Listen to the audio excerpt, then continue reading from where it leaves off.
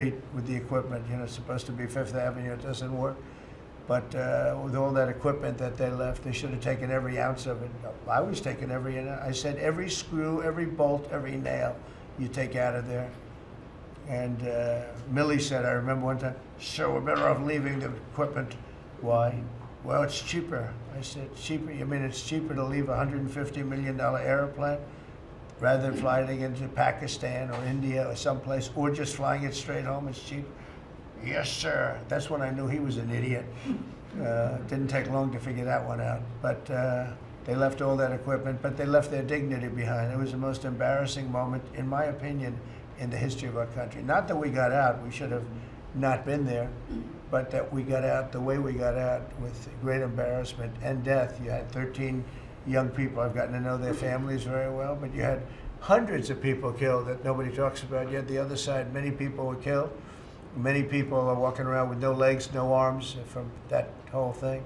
They left from the wrong airport. They should have left from Bagram, because Bagram was a big base with hundreds of miles of fencing and territory around it. Nobody would be able to get near it, and they left. So we've done a great job, and I think people are really starting to see it. They're starting to appreciate it. Pete's done fantastically. That mission was a work of art, and I have spoken to some of our perceived, I don't know if they're enemies, but they're perceived as being potential enemies.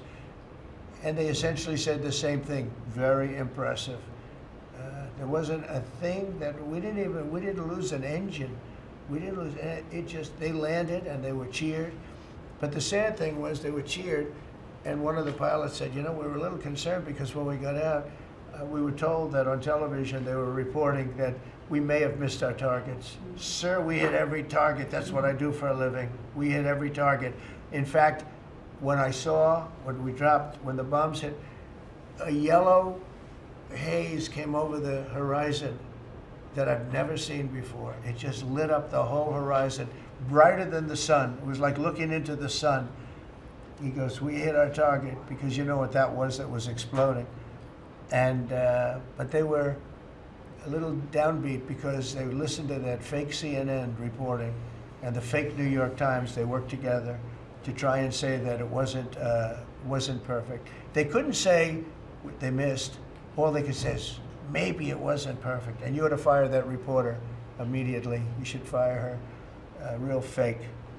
And so I just want to congratulate those pilots. And a lot of people don't like bringing things like that up. I do. I always like confronting, because otherwise the public doesn't know that you're a bunch of crooked people. But they know, they've learned.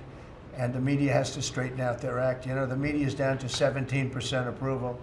You got to do a little better than that. It's important for the country that you do better. I think they ought to make a lot of changes. I think changes are going to be made to the media, but it's hard to have a really successful country if you have a corrupt media, and we really have a corrupt media.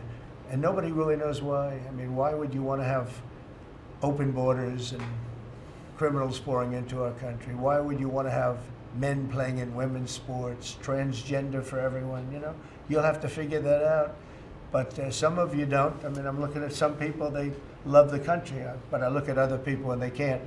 But we were really proud of our military. It was, and the people that maybe don't like us or want to play games with us, because I think that had you not had the situation in Afghanistan, I don't think Putin would have gone in. I think when Putin looked at how stupid and incompetent that operation was, he said, wow, this might be a chance. And we're dealing with him now too. We're not happy with Putin. I'm not happy with Putin. I can tell you that much right now, because he's killing a lot of people. And a lot of them are his soldiers and their soldiers, mostly.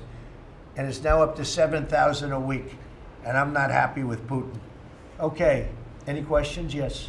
Yes, sir. You just said you're not happy with Vladimir Putin. Is there anything that you plan to do to act on that feeling of unhappiness? Well, I wouldn't be telling you. Don't we want to have a little surprise? One of the things we did with